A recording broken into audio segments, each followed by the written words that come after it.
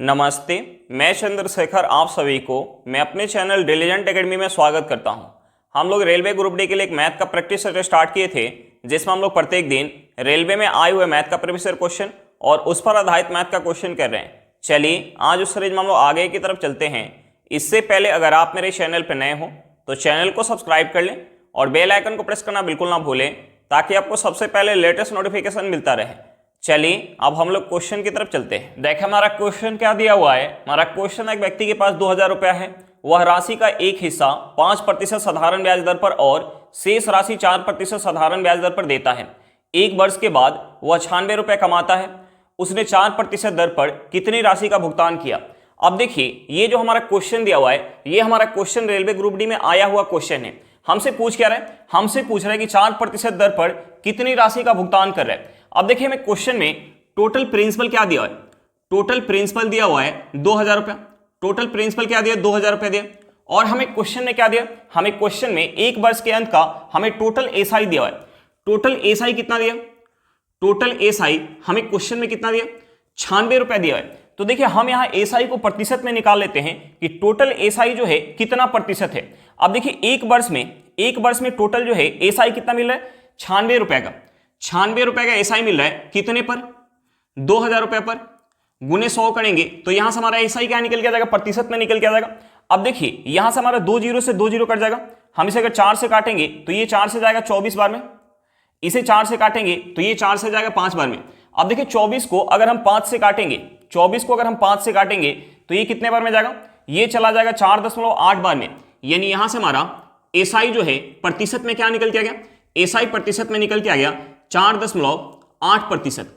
अब देखिए हम यहां एलिगेशन लगा के दोनों राशि का हम रेशियो निकाल सकते हैं। अब देखिए एक राशि को जो है 5% के दर पे दे रहा है, दूसरे राशि को 4% के दर पे दे रहा है, और टोटल जो है उसे ओवरऑल ब्याज कितना मिल रहा है, 4.8%। अब देखिए हम यहाँ एलिगेशन लगाएंगे तो जो हमारा नीचे रेशियो निकल के आएगा, रेशियो क्या निकल के आ जाएगा, प्रिंसिपल का रेशियो निकल के आ जाएगा। अब देखिए हम यहाँ एलिगेशन लगाएंगे तो बड़े में से छोटे को माइनस करेंगे। अब देखिए 4.8 में से अगर हम माइनस करेंगे 4 तो ये हमारा कितना हो जाएगा, ये हमारा हो जाएगा 0.8। अब देखिए हम यहाँ अगर 5 में से माइनस करेंगे 4.8 तो ये हमारा क्या हो जाएगा, ये हमारा हो जाएगा 0.2 हो जाएगा। अब देखिए यहां से हम दशमलव से दशमलव काट सकते हैं। हम इसे अगर 2 से काटेंगे तो ये 2 से जाएगा 4 बार में और ये 2 से जाएगा 1 बार में। यानी यहां से दोनों प्रिंसिपल का रेशियो क्या निकल के आ गया, 4:1 निकल के आ गया। यानी 5% दर पर अगर 4 यूनिट जो है प्रिंसिपल दिया होगा तो 4% दर पर 1 यूनिट प्रिंसिपल दिया होगा। यानी यहां से टोटल प्रिंसिपल क्या निकल के आ गया, 5 यूनिट निकल के आ गया। और हमें क्वेश्चन में टोटल प्रिंसिपल क्या दिया, 2000 रुपया। यानी इस 5 यूनिट का वैल्यू हमें क्वेश्चन में क्या दिया, 2000 रुपया दिया। इस 5 यूनिट का वैल्यू हमें क्वेश्चन में 2000 रुपया दिया है। और हमसे पूछ क्या रहा है, हमसे पूछ रहा है कि 4% दर पर कितनी राशि का भुगतान कर रहा है। अब देखिए 4% पर कितनी राशि भुगतान कर रहे हैं, 1 यूनिट। हमें 5 यूनिट का वैल्यू पता है तो हम यहां से 1 यूनिट का वैल्यू निकाल सकते हैं। 1 यूनिट का वैल्यू क्या हो जाएगा, 400 रुपया। हमारा आंसर क्या निकल के गया, 400 रुपया निकल के गया। चलिए क्वेश्चन समझ में आ गया होगा, नेक्स्ट क्वेश्चन पे चलते हैं। हमारा क्वेश्चन क्या दिया हुआ है, हमारा क्वेश्चन है हरि ने 11.03% की साधारण ब्याज दर पर 3 साल के लिए 100 रुपए का निवेश किया। टीपू को 3 साल बाद 10% चक्रवृद्धि ब्याज की दर से समान राशि प्राप्त करने के लिए कितनी निवेश करना चाहिए। हमसे पूछ क्या रहे, टीपू का प्रिंसिपल पूछ रहे हैं। अब देखिए ये जो हमारा क्वेश्चन दिया हुआ है, ये हमारा क्वेश्चन ग्रुप डी में आया हुआ क्वेश्चन है। हमसे पूछ क्या रहे, हमसे पूछ रहे हैं कि समान राशि प्राप्त करने के लिए, यानी समान अमाउंट प्राप्त करने के लिए टीपू को जो है कितना निवेश करना होगा। हमसे पूछ क्या रहा है, टीपू का प्रिंसिपल पूछ रहा है। अब देखिए हरि का प्रिंसिपल कितना दिया, हरि का प्रिंसिपल कितना दिया, हरि का प्रिंसिपल दिया हुआ है 100 रुपया। हरि का प्रिंसिपल दिया 100 रुपया। हरि का रेट ऑफ इंटरेस्ट कितना दिया, हरि का रेट ऑफ इंटरेस्ट दिया हुआ है 11.03% वार्षिक। और हमें क्वेश्चन में क्या दिया, हरि का टाइम दिया हुआ है। हरि का टाइम कितना दिया, हरि का टाइम दिया हुआ है 3 वर्ष का। हरि का टाइम क्या दिया है, 3 वर्ष का। और हरि यहां ब्याज काउंट कर रहा है साधारण ब्याज की दर से। तो देखिए हरि को जो है टोटल कितना अमाउंट प्राप्त होगा। अब देखिए जब ब्याज साधारण ब्याज की दर से काउंट होता है तो हमें प्रत्येक साल ब्याज क्या मिलता है, बराबर मिलता है। अब देखिए पहले साल अगर हमें 11.03% ब्याज मिलेगा तो दूसरे साल भी हमें 11.03% ही ब्याज मिलेगा। यानी 3 साल में टोटल जो है एसआई कितना मिल जाएगा, 3 साल में टोटल एसआई कितना मिल जाएगा, 3 साल में टोटल एसआई मिल जाएगा 33.09%। अब देखिए यहां जो है अमाउंट कितना हो जाएगा, यहां अमाउंट कितना हो जाएगा, प्रिंसिपल अपने आप में क्या होगा 100%, और यहां एसआई कितना मिला 33.09%, यानी अमाउंट कितना हो जाएगा, अमाउंट हो जाएगा 133.09%। अब देखिए हमसे पूछ रहा है कि टीपू को 3 साल बाद 10% चक्रवृद्धि ब्याज के दर से समान राशि प्राप्त करने के लिए कितना निवेश करना होगा। अब देखिए टीपू का समय कितना दिया हुआ है, टीपू का समय दिया हुआ है 3 वर्ष का, समय कितना दिया 3 वर्ष का, रेट ऑफ इंटरेस्ट कितना दिया, रेट ऑफ इंटरेस्ट दिया हुआ है 10% वार्षिक, और यहां जो ब्याज काउंट हो रहा है, चक्रवृद्धि ब्याज के दर से ब्याज काउंट हो रहा है। तो देखिए यहां अगर हम सीआई काउंट करेंगे, तो प्रिंसिपल का टोटल कितना प्रतिशत ब्याज मिल जाएगा। पहले साल प्रिंसिपल का कितना मिलेगा, प्रिंसिपल का 10% ब्याज मिलेगा, पहले साल प्रिंसिपल का 10% ब्याज मिलेगा। दूसरे साल कितना ब्याज मिल जाएगा, दूसरे साल प्रिंसिपल का 10% ब्याज मिलेगा, प्लस का क्या मिल जाएगा, जो पहले साल ब्याज मिला है उस ब्याज का भी 10% ब्याज मिलेगा, क्योंकि यहां ब्याज चक्रवृद्धि ब्याज के दर से ब्याज काउंट हो रहा है। तो देखिए 10 का अगर हम 10% निकालेंगे तो ये हमारा कितना हो जाएगा, ये हमारा हो जाएगा 1%। 10 का 10% कितना हो जाएगा, 1% हो जाएगा। अब देखिए तीसरे साल हमें प्रिंसिपल का 10% ब्याज मिलेगा, प्रिंसिपल का 10% ब्याज मिलेगा, प्लस का हमें क्या मिल जाएगा, जो 2 साल तक ब्याज मिला है उसका भी हमें 10% ब्याज मिलेगा। तो देखिए 2 साल तक टोटल ब्याज कितना मिला है 21%। 21 का अगर हम 10% निकालेंगे तो ये हमारा कितना हो जाएगा, ये हमारा हो जाएगा 2.1%। अब देखिए यहां टोटल सीआई कितना मिल जाएगा, हम इसे ऐड करेंगे तो ये हमारा हो जाएगा, 33.1%, ये हमारा हो जाएगा 33.1%। अब देखिए यहां हमारा अमाउंट कितना हो जाएगा, ब्याज कितना मिल गया 33.1%। तो देखिए अमाउंट कितना हो जाएगा, प्रिंसिपल अपने आप में क्या होगा 100% में 33.1% ऐड करेंगे तो ये हमारा कितना हो जाएगा 133.1%।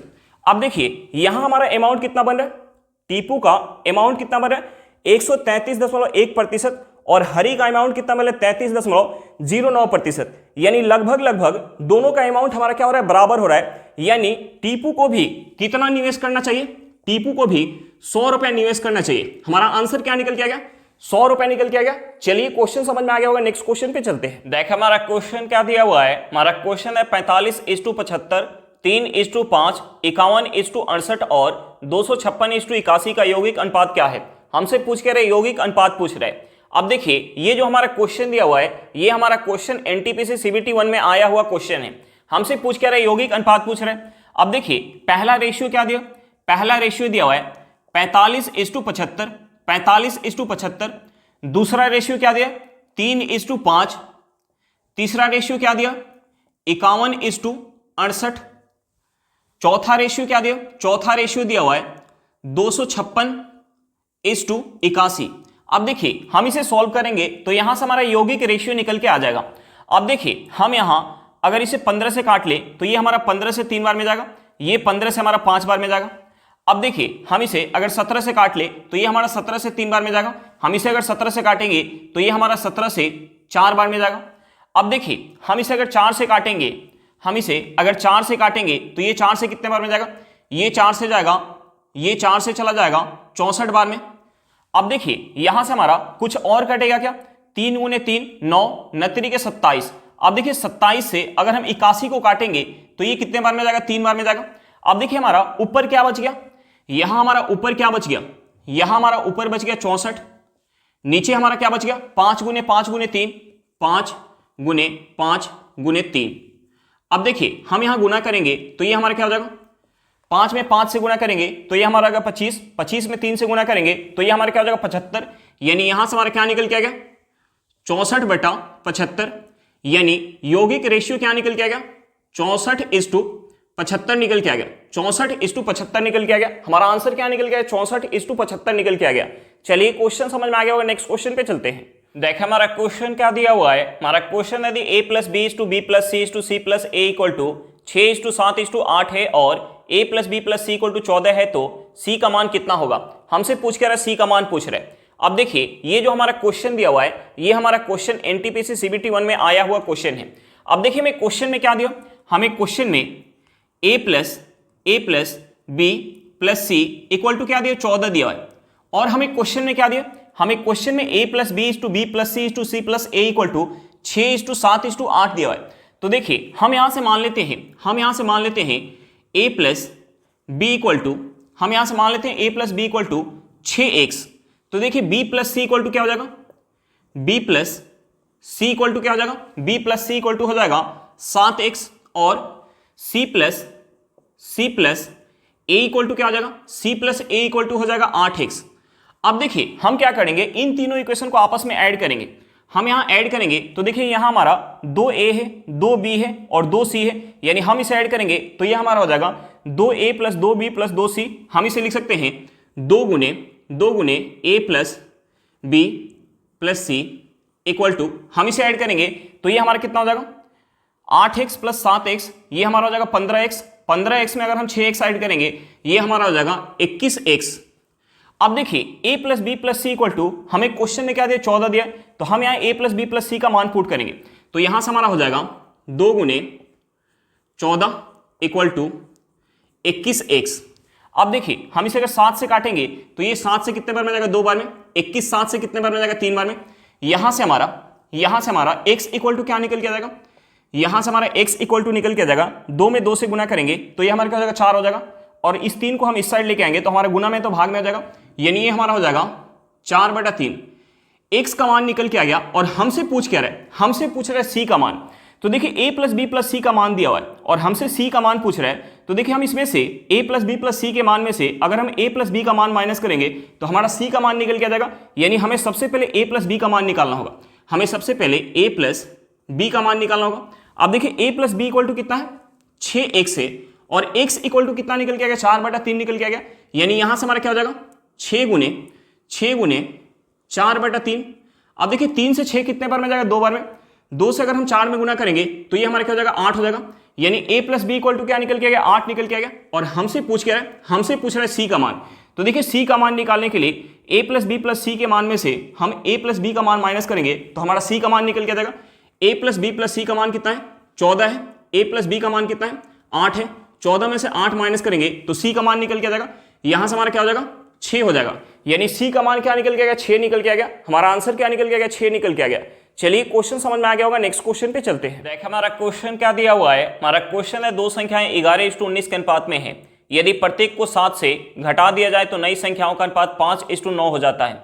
वास्तविक संख्याओं के बीच पूर्ण अंतर ज्ञात कीजिए। हमसे पूछ के रहा है वास्तविक संख्याओं के बीच पूर्ण अंतर पूछ रहा है। अब देखिए ये जो हमारा क्वेश्चन दिया हुआ है ये हमारा क्वेश्चन एनटीपीसी सीबीटी 1 में आया हुआ क्वेश्चन है। अब देखिए हमें क्वेश्चन में क्या दिया, हमें क्वेश्चन में दो संख्या का रेशियो दिया है। हमें रेशियो क्या दिया 11:19 दिया है। अब देखिए बाद में यह रेशियो कितना हो जा रहा है, बाद में यह रेशियो 5:9 हो जा रहा है।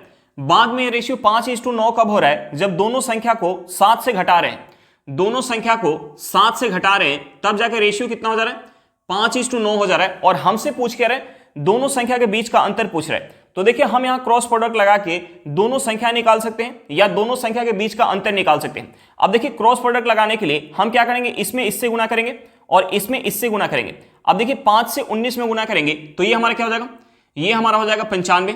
उसके बाद 11 में 9 से गुना करेंगे तो ये हमारा क्या हो जाएगा 99 हो जाएगा। हम इन दोनों का अंतर लेंगे।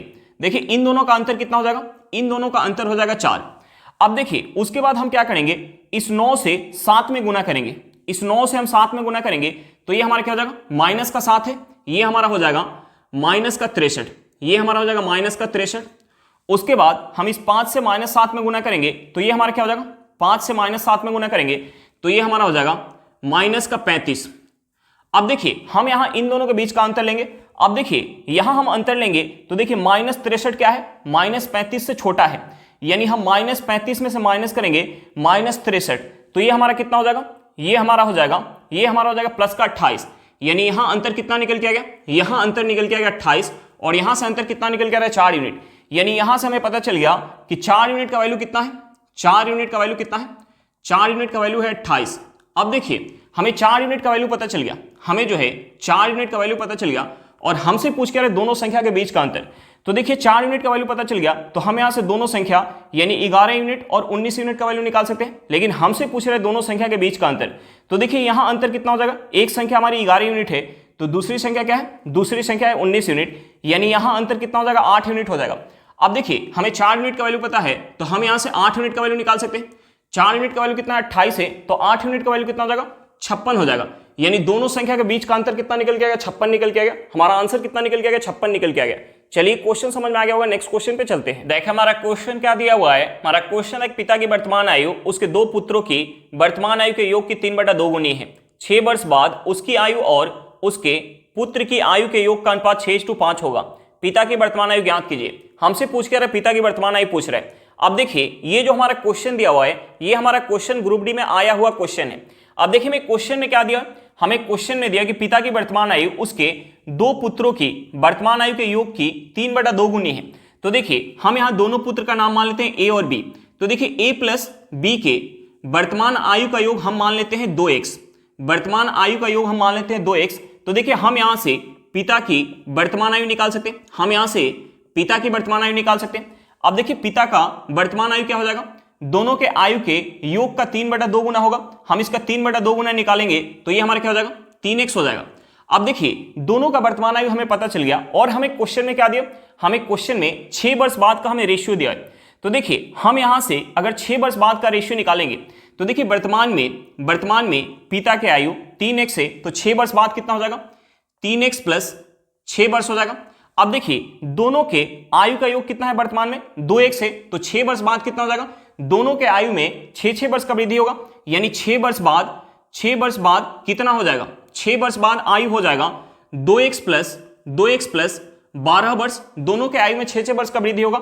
अब देखिए यहां से जो हमारा रेशियो निकल के आएगा वो हमें क्वेश्चन में क्या दिया, 6:5, यानी ये किसके बराबर होगा, ये बराबर होगा 6/5 के। अब देखिए हम इस इक्वेशन से x का वैल्यू निकाल सकते हैं। हम यहां से क्रॉस गुना करेंगे तो ये हमारा क्या हो जाएगा, ये हमारा हो जाएगा, हम यहां से अगर क्रॉस गुना करेंगे तो ये हमारा क्या हो जाएगा, 15x प्लस 30 इक्वल टू, हम इसमें अगर 6 से गुना करेंगे तो ये हमारा हो जाएगा 12x प्लस 72 हो जाएगा। अब देखिए इस 12x को अगर हम इस साइड लेके आएंगे तो हमारा प्लस में तो माइनस में हो जाएगा, यानी 15x में से 12x माइनस करेंगे तो ये हमारा क्या हो जाएगा, 3x हो जाएगा। ये हमारा क्या हो जाएगा, 3x हो जाएगा। अब देखिए इस 30 को अगर हम इस साइड लेके आएंगे तो हमारा प्लस में तो माइनस में हो जाएगा, यानी 72 में से 30 माइनस करेंगे तो ये हमारा क्या हो जाएगा, 42 हो जाएगा। अब देखिए यहां से हमारा 3x इक्वल टू क्या निकल के आ गया, 42 वर्ष निकल के आ गया। और हमसे पूछ रहा है पिता की वर्तमान आयु। अब देखिए पिता की वर्तमान आयु क्या है, 3x है, यानी यहां से 3x का वैल्यू क्या निकल के आ गया, 42 वर्ष। यानी वर्तमान में पिता की आयु कितना होगा, 42 वर्ष होगा। हमारा आंसर क्या निकल के आ गया, 42 वर्ष निकल के आ गया। चलिए क्वेश्चन समझ में आ गया होगा, नेक्स्ट क्वेश्चन पे चलते हैं। देखिए हमारा क्वेश्चन क्या दिया हुआ है, हमारा क्वेश्चन है मोहन, मीना और माधव क्रमशः 3000 रुपए, 2000 रुपए और 5000 रुपए का निवेश करके एक साझेदारी में प्रवेश करते हैं। 5600 रुपए के वार्षिक लाभ में दिए गए नामों के क्रम में उनका हिस्सा ज्ञात कीजिए। हमसे पूछ के रहे हैं लाभ में से तीनों का अलग अलग हिस्सा पूछ रहे हैं। अब देखिए ये जो हमारा क्वेश्चन दिया हुआ है, ये हमारा क्वेश्चन ग्रुप डी में आया हुआ क्वेश्चन है। अब देखिए हमसे पूछ रहा है तीनों का अलग अलग लाभ, और हमें क्वेश्चन में टोटल लाभ दिया है। तो देखिए अगर हमें लाभ का रेशियो पता चल जाए तो हमें टोटल लाभ दिया हुआ है, तो हम वहां से तीनों का अलग अलग लाभ बता पाएंगे। अब देखिए हम लाभ का रेशियो कैसे निकालते हैं, लाभ का रेशियो निकालने के लिए पूंजी का रेशियो निकाल के और समय का रेशियो निकाल के गुना करते हैं तो हमारा लाभ का रेशियो निकल के आता है। अब देखिए यहां हमें क्वेश्चन में तीनों का पूंजी दिया है, तो हम यहां से पूंजी का रेशियो निकाल सकते हैं। और समय के बारे में क्या दिया है कि 5600 रुपए के वार्षिक लाभ, यानी एक वर्ष में 5600 रुपए का लाभ हो रहा है, यानी तीनों के पास समय क्या है, बराबर है।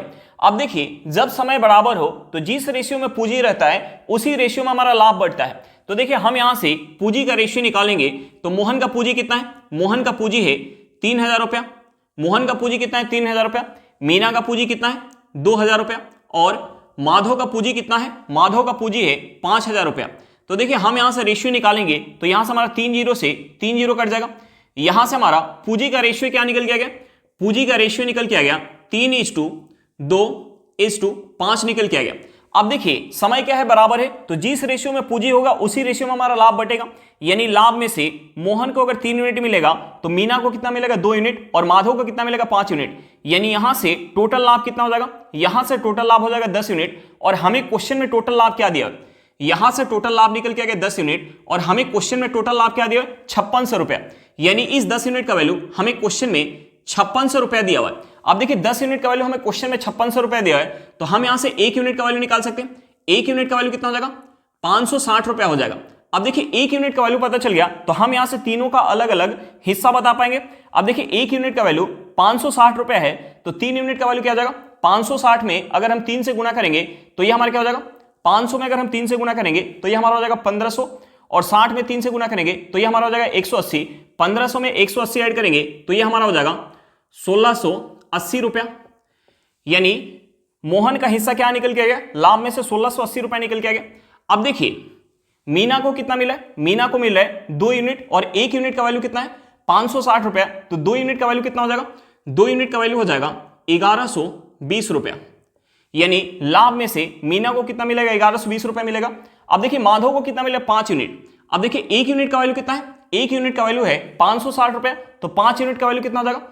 अब देखिए 500 में अगर हम 5 से गुना करेंगे तो ये हमारा क्या हो जाएगा 2500 हो जाएगा, और 60 में अगर हम 5 से गुना करेंगे तो ये हमारा क्या हो जाएगा 300, 2500 में अगर हम 300 ऐड करेंगे तो ये हमारा क्या हो जाएगा 2800 हो जाएगा। यानी तीनों का अलग अलग लाभ निकल के आ गया। हमारा आंसर क्या निकल के आ गया, 1680 रुपया, 1120 रुपया और 2800 रुपया निकल के आ गया। चलिए क्वेश्चन समझ में आ गया होगा, नेक्स्ट क्वेश्चन पे चलते हैं। देख हमारा क्वेश्चन क्या दिया हुआ है, हमारा क्वेश्चन 48 रुपए प्रति केजी वाले 6 केजी चावल को अन्य किस्म के 3 केजी चावल के साथ मिश्रित करके 60 रुपए प्रति केजी मूल्य वाला मिश्रण तैयार किया जाता है। इस मिश्रण में मिश्रित किए गए अन्य किस्म के चावल का प्रति केजी मूल्य ज्ञात करें। अब देखिए ये जो हमारा क्वेश्चन दिया हुआ है ये हमारा क्वेश्चन ग्रुप डी में आया हुआ क्वेश्चन है। अब देखिए हमें क्वेश्चन में पहले प्रकार के चावल का हमें वजन कितना दिया, 6 केजी। पहले प्रकार के चावल का वजन कितना दिया, 6 केजी। दूसरे प्रकार के चावल का वजन कितना दिया, 3 केजी। अब देखिए इन दोनों को मिला के अगर हम एक मिश्रण तैयार करेंगे तो मिश्रण का वजन कितना हो जाएगा, 9 केजी हो जाएगा। मिश्रण का वजन कितना हो जाएगा, 9 केजी हो जाएगा। अब देखिए हमें क्वेश्चन में मिश्रण का रेट क्या दिया है, मिश्रण का रेट दिया 60 रुपए प्रति केजी। तो देखिए मिश्रण का टोटल कीमत कितना हो जाएगा, मिश्रण है कितना, 9 केजी है, यानी मिश्रण का टोटल कीमत कितना हो जाएगा, 60 गुने 9 रुपया हो जाएगा। अब देखिए पहले प्रकार के चावल का हमें रेट क्या दिया, 48 रुपए प्रति केजी, और पहले प्रकार के चावल का वजन कितना है, 6 केजी है, यानी पहले प्रकार के चावल का कीमत कितना हो जाएगा, 48 गुने 6 रुपया। अब देखिए हम टोटल कीमत में से अगर पहले प्रकार के चावल का कीमत माइनस करेंगे तो दूसरे प्रकार के चावल का कीमत निकल के आ जाएगा, यानी हम इसमें से माइनस करेंगे 48 गुने 6, तो देखिए यहां से हमारा क्या निकल के आ जाएगा, दूसरे प्रकार के चावल का कीमत निकल के आ जाएगा। अब देखिए दूसरे प्रकार का चावल है कितना, 3 केजी है, और हमसे प्रति केजी मूल्य पूछ रहा है, तो देखिए हम इसमें अगर 3 से भाग देंगे तो हमारा प्रति केजी मूल्य निकल के आ जाएगा। अब देखिए हम यहां अगर इसमें 3 से भाग देंगे तो देखिए 9 जो है 3 से कितने बार में जाएगा, 3 बार में। यहां से हमारा हो जाएगा, यहां से हमारा हो जाएगा 60 गुने 3, 9 जो है 3 से 3 बार में जाएगा। अब देखिए 6 जो है 3 से कितने बार में जाएगा, 6 3 से कितने बार में जाएगा, 2 बार में। ये हमारा हो जाएगा माइनस 48 गुने 2 हो जाएगा। अब देखिए हम यहां गुना करेंगे तो ये हमारा क्या हो जाएगा, 180 माइनस 48 में 2 से गुना करेंगे तो ये हमारा क्या हो जाएगा, 48 में 2 से गुना करेंगे तो ये हमारा हो जाएगा 96।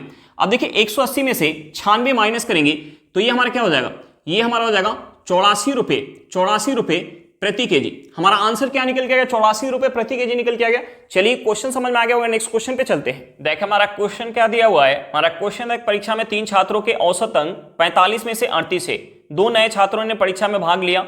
एक नए छात्र द्वारा प्राप्त किए जा सकने वाले अंकों की न्यूनतम संख्या क्या है जिसने दूसरे नए छात्र से कम अंक प्राप्त किए, जिससे 5 छात्रों का कुल औसत अंक 40 हो गया। अब देखिए ये जो हमारा क्वेश्चन दिया हुआ है ये हमारा क्वेश्चन ग्रुप डी में आया हुआ क्वेश्चन है। अब देखिए हमें क्वेश्चन में क्या दिया, हमें क्वेश्चन में दिया कि 3 छात्रों के औसत अंक 45 में से 38 है, यानी परीक्षा का अधिकतम अंक कितना है, 45 है, और 3 छात्रों का औसत अंक कितना दिया है, 3 छात्रों का औसत अंक 38 दिया हुआ है। 3 छात्रों का औसत अंक कितना दिया, 38 दिया। अब देखिए हमें क्वेश्चन में आगे क्या दिया है, हमें क्वेश्चन में आगे दिया है कि 2 नए छात्रों ने परीक्षा में भाग लिया, और 2 नए छात्र जब परीक्षा में भाग लेंगे तो टोटल छात्रों का संख्या कितना हो जाएगा, 5 हो जाएगा, और 5 छात्रों का औसत अंक हमें क्वेश्चन में क्या दिया है, 40 दिया हुआ है। 5 छात्रों का औसत अंक हमें क्वेश्चन में क्या दिया, 40 दिया। तो देखिए हम यहां से 2 नए छात्रों के अंकों का योग निकाल सकते हैं। देखिए पहले जो है औसत कितना है, पहले औसत है 38, जब 2 नए छात्र शामिल हो रहे हैं तो औसत कितना हो जा रहा है, 40 हो जा रहा है, यानी औसत कितना से बढ़ गया, औसत जो है 2 से बढ़ गया। तो देखिए हम यहां 2 नए छात्र के अंकों का योग निकालेंगे तो 2 नए छात्रों के अंकों का योग क्या हो जाएगा, 2 गुने 40 प्लस, अब देखिए 3 छात्र का अंक जो है कितना से बढ़ जा रहा है, 2 से बढ़ जा रहा है, यानी 3 छात्र को ये कितना दिए होंगे, 3 गुने 2 अंक दिए होंगे, देखिए यहां से अंकों का योग क्या हो जाएगा, हम इसे ऐड करेंगे तो ये हमारा क्या हो जाएगा, ये हमारा हो जाएगा 86, ये हमारा क्या हो जाएगा, ये हमारा हो जाएगा 86। अब देखिए हमसे पूछ क्या रहे, हमसे पूछ रहे कि एक नए छात्र द्वारा प्राप्त किए जा सकने वाले अंकों की न्यूनतम संख्या क्या है, अंकों की न्यूनतम संख्या क्या है जिसने दूसरे नए छात्र से कम अंक प्राप्त किए हैं। अब देखिए टोटल जो है परीक्षा का पूर्णांक कितना है, 45 अंक का है। तो देखिए हमने मान लिया कि एक छात्र को अधिक से अधिक 45 अंक मिल सकता है, पूर्णांक कितना है 45 है, तो एक छात्र को अधिक से अधिक 45 अंक मिल सकता है। यानी 86 में से एक को अगर 45 मिल गया तो दूसरे को कितना मिलेगा, दूसरे को कितना मिलेगा, 41 मिलेगा। यानी न्यूनतम अंक क्या निकल के आ गया, 41 निकल के आ गया। हमारा आंसर क्या निकल के आ गया, 41 निकल के आ गया। चलिए क्वेश्चन समझ में आ गया होगा, नेक्स्ट क्वेश्चन पे चलते हैं। हमारा क्वेश्चन क्या दिया हुआ है, हमारा क्वेश्चन एक बल्लेबाज ने अपनी 12वीं पारी में 84 रन बनाए जिससे उसके प्रति पारी औसत स्कोर में 4 रन का सुधार हुआ। 12वीं पारी के बाद औसत स्कोर क्या है, हमसे पूछ के रहे 12वीं पारी के बाद औसत स्कोर पूछ रहे। अब देखिए ये जो हमारा क्वेश्चन दिया हुआ है, ये हमारा क्वेश्चन एनटीपीसी सीबीटी 2 में आया हुआ क्वेश्चन है। अब देखिए हम यहां मान लेते हैं कि 11 पारी का औसत स्कोर 100 रन है। हम यहां मान लेते हैं कि 11 पारी का औसत स्कोर 100 रन है। अब देखिए मैं क्वेश्चन में दिया कि 12वीं पारी में 84 रन बनाया जिससे प्रति पारी औसत स्कोर में 4 रन का सुधार हुआ। यानी 12 पारी के बाद औसत स्कोर क्या हो जाएगा, 4 रन के सुधार होने के बाद औसत स्कोर हो जाएगा x + 4 रन। अब देखिए यहां औसत जो है कितना से बढ़ गया, यहां औसत बढ़ गया 4 रन से, यहां औसत कितना से बढ़ गया 4 रन से। यानी 12वीं पारी में जो रन बनाया होगा उसमें से 11 पारी को, प्रत्येक पारी को 4-4 रन दिया होगा। अब देखिए 11 पारी में से प्रत्येक पारी को 4-4 रन देगा, यानी टोटल कितना रन देगा, 11 गुने 4 रन देगा, 11 गुने 4 रन देगा। अब देखिए 11 में 4 से गुना करेंगे तो ये हमारा क्या हो जाएगा 44 रन। यानी 12वीं पारी में जो रन बना रहा है उसमें से 11 पारी को 44 रन दे रहा है, तब जाके जो है सभी पारी का औसत स्कोर 4 रन से बढ़ जा रहा है। अब देखिए अगर हम 12वीं पारी में बनाए गए रन में से, 12वीं पारी में कितना रन बना रहा है 84 रन, इस रन में से अगर हम इस 11 पारी को जितना रन दे रहा है उस रन को माइनस करेंगे तो हमारा क्या निकल के आ जाएगा, 12 पारी के बाद का औसत रन निकल के आ जाएगा। अब देखिए 84 में से अगर हम 44 माइनस करेंगे तो ये हमारा क्या हो जाएगा 40 हो जाएगा। यानी औसत स्कोर क्या निकल के आ गया, 40 निकल के आ गया। हमारा आंसर क्या निकल के आ गया, 40 निकल के आ गया। चलिए क्वेश्चन समझ में आ गया होगा। आज के लिए इतना ही, फिर मिलते हैं नेक्स्ट क्लास में। अगर क्लास अच्छा लगे तो क्लास को लाइक करिएगा। अगर आप मेरे चैनल पर नए हो तो चैनल को सब्सक्राइब करिएगा और क्लास को अपने दोस्तों के साथ शेयर करना बिल्कुल मत भूलिएगा। चलिए बाय बाय।